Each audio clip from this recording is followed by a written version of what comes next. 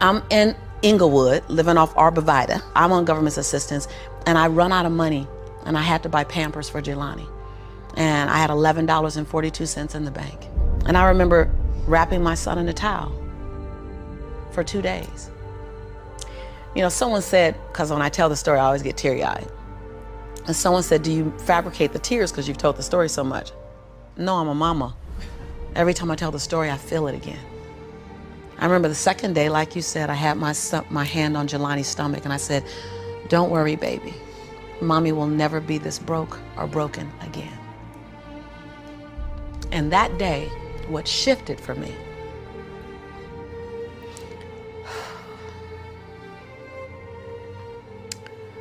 was I was willing, and I don't know if this is gonna sound crazy, I was willing to completely die to any form of me that I had been so that I can birth the woman that I was becoming. The reason why a lot of people won't become who they want is because they're too attached to who they've been. And you hear it all the time when people say, I've always been this way. Okay, well, if that's working for you, keep doing that. I knew it wasn't working for me any longer. I had hit my version of rock bottom. So I was willing to let go of everything and everybody. See, another reason why people won't get there is because the doorway is for you to fit through. You trying to carry everybody else through because you're trying to be Rescue 911. And you got to rescue you first. I am much more valuable to my family and to my community because I was willing to let them go through the door myself, teach myself, learn myself, condition myself, and then come back and get them. I'm much more valuable to them now. But I had to go through a window time of 10 years of judgment. You leaving us, hanging out with white people all the time. You going to these crazy countries. We don't know what I had to be willing to allow my conviction to make me inconvenienced. See, we want to grow, but we want to stay liked by everybody. I was willing to be my own rescue at the risk of your approval. But most of us aren't like that. Facebook is an example. We want to be liked. Well, I woke up and I like myself today, so your like is extra. My job is to like me first. I was willing to say every day, Lisa, you like you? Lisa, are you proud of you? Lisa, are you playing full out? Every day before I checked in with anybody else. That's lonely, by the way. Why won't most people do it?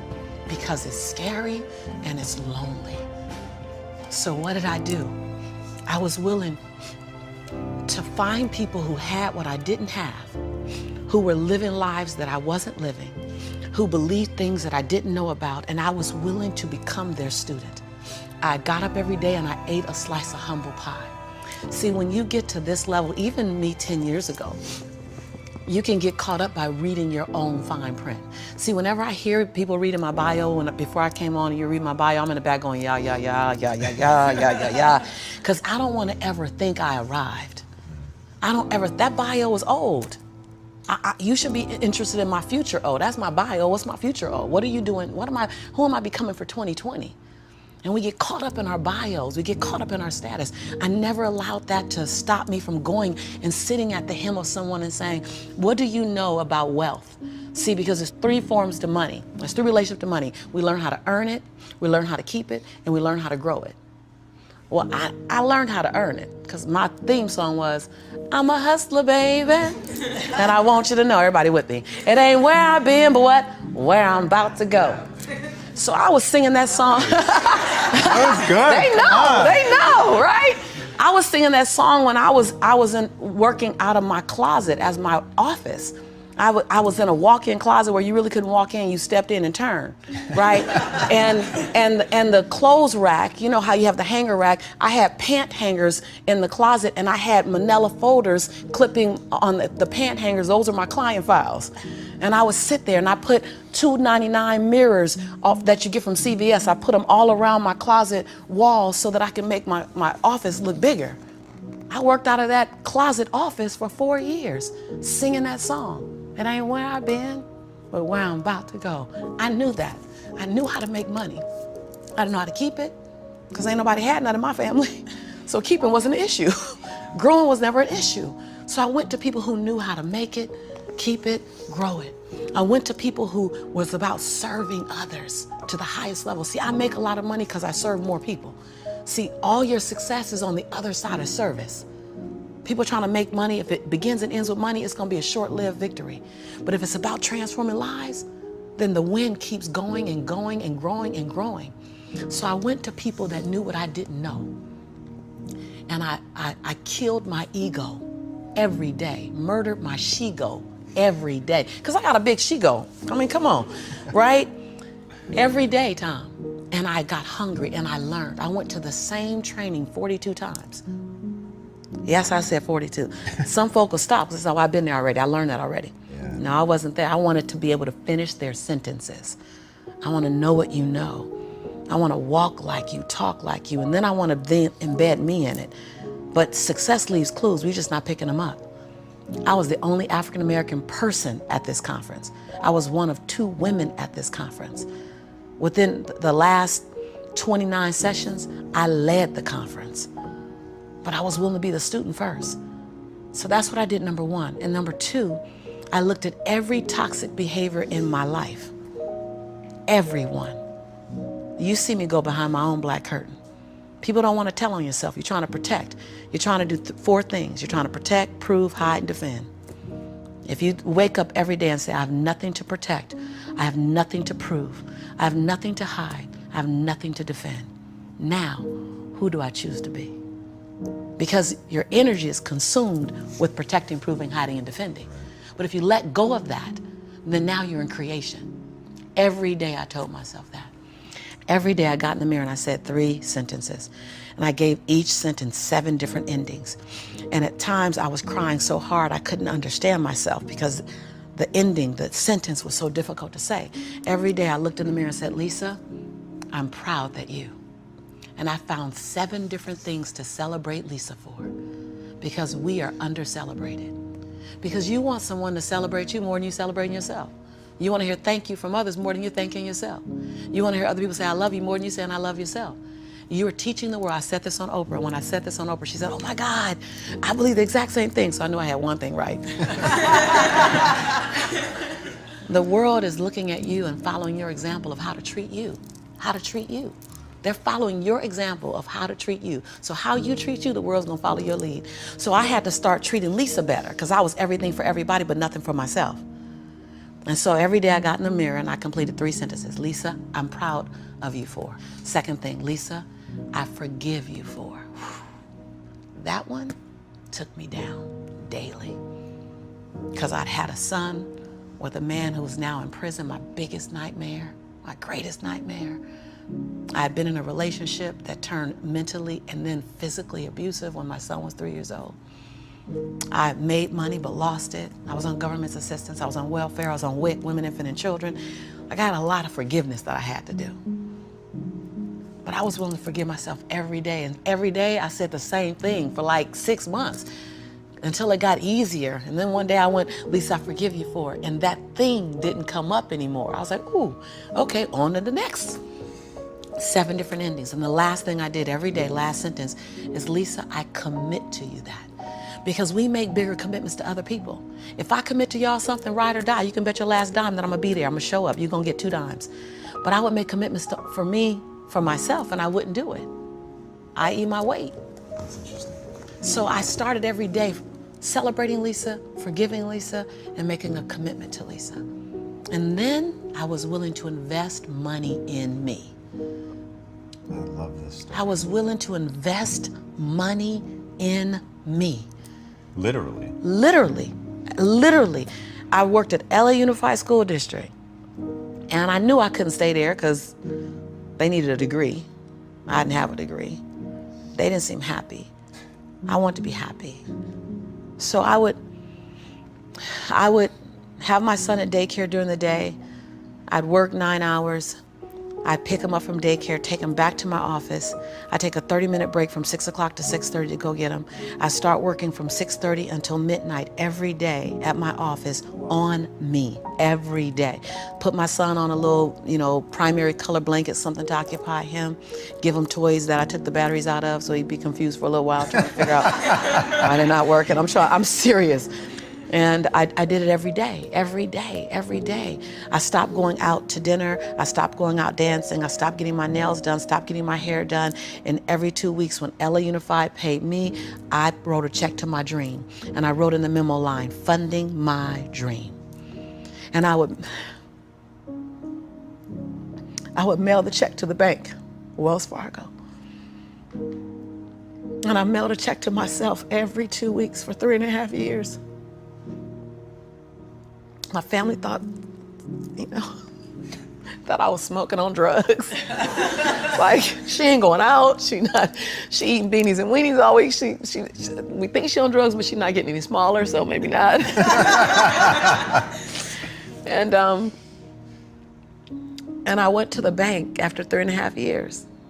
This is the story you're talking about. I walked in the bank. I said, I'm just gonna check and see where that account is, because I wouldn't open the statements, because my mother used to say when I was growing up, girl, this money burn in my pocket. And I'm like, I think money hot, and it goes, thank you so much.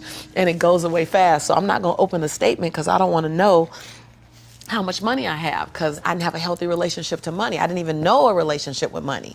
So while I'm at these trainings, they just kept saying save. So I'm like, okay, I'm gonna save. I didn't need the money that I was writing checks for, because it was the money I used on my nails and my hair. And then every check I wrote to myself, I made a challenge with myself that it had to be 5% more than the next check. Wow. Than the previous check. So I didn't really know how to calculate the 5%. So I'm like, well, I'll just add $30. I'll just add $60. I really didn't know anything about it. Then I went out and got a second job. And I started working in the evenings, less on my business and more out on jobs, so I can write a bigger check. So I learned how to live on $31,000. That's all I was living on, $31,000. We can make it, we got it. I sold my Altima I had at the time. I bought an old Ford Explorer. I just skinnied down. I moved out of my 3-bedroom house. I moved in with a roommate. She smoked even. And I was like, okay, I'm gonna put towels under the base of the door. Y'all, you gotta be inconvenienced.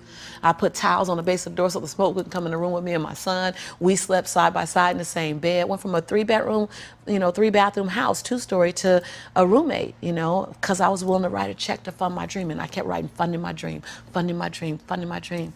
And I walked in the Wells Fargo 3.5 years later, and I gave her my name. I said, hi, my name is Lisa Nichols. And she's like, you the funding my dream lady. I was like, yeah. So all these tellers came running around. The manager came around, because I guess everybody had processed a check or two. Right. And they were like, we all been wondering, like everybody wants to know, what's the dream you funded? And I was like, I don't know, but it's gonna cost some money. I think I got a little money now to fund the dream. And so I said, I just came to get my balance and to see where it is, because I haven't opened any of the statements. They were like, what? I said, no, I haven't opened any of the statements because money burns my mama's pocket, so it might burn my pocket, so I don't want to spend it. So she wrote the balance down. You know how they write the balance down, and she turned it and passed it to me, and I looked at it, and I said, no, ma'am, my name is Lisa Shante Nichols. This is my social security number. I don't even want that money because y'all gonna want it back, and I don't want to get in trouble, so can you just give me my account? Because I didn't know anyone in my family that had $5,000 in their account, $10,000 in the account. So when you write down that I have $62,500 in my account, that's not mine. And so they all teared up, like everybody started crying. They're like, no, it's yours. I looked down at my son, Jelani, who was 5 years old now, and I said, Jelani, I think life is gonna change for you and mommy. My son said, Mommy, can we finally go to McDonald's now? So, because I've been making them homemade Big Macs for a while. I was like, Mama can make you a better Big Mac than, Ronald McDonald. So, because I was willing to inconvenience my entire life. My entire life. I was willing to disrupt my entire life to buy my future, to buy my possibility, to give my dream a chance. See, we're not supposed to tuck our dreams in on the pillow when we get up in the morning.